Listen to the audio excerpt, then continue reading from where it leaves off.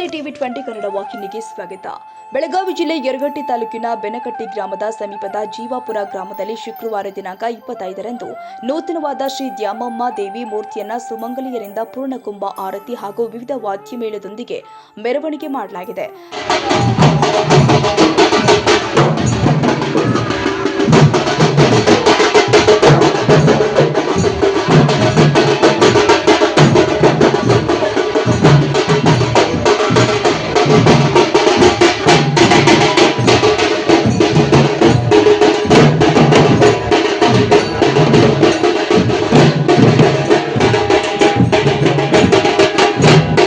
ಬೆಳಗ್ಗೆ 10 ಗಂಟೆಗೆ ಹೋಮ ಹವನ ಜರುಗಿದೆ. ನಂತರ ಗ್ರಾಮದ ಸೀಮೆಯಿಂದ ಹೊಸಕೋಟೆ ಗುತ್ತಿಗೋಳಿ ಶ್ರೀಗಳು ಆದ ಅಭಿನವ ರೇವಯ್ಯ ಅಜ್ಜನವರ ನೇತೃತ್ವದಲ್ಲಿ ಶ್ರೀ ದ್ಯಾಮಮ್ಮ ದೇವಿ ಮೂರ್ತಿಯನ್ನ ಬೆಳ್ಳಿ ರಥದಲ್ಲಿ ಕುಳ್ಳಿರಿಸಿ 500 ಸುಮಂಗಲಿಯರಿಂದ ಪೂರ್ಣಕುಂಭ ಆರತಿ ಹಾಗೂ ವಿವಿಧ ವಾದ್ಯ ಮೇಳಗಳಿಂದ ಪ್ರಮುಖ ಬೀದಿಯಲ್ಲಿ ಮೆರವಣಿಗೆ ಮುಖಾಂತರ ಪುರ ಪ್ರವೇಶ ಮಾಡಲಾಗಿದೆ.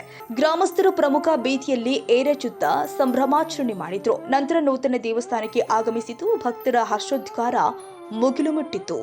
Veeresh Benachina Maradimath, TV 20 Kannada news.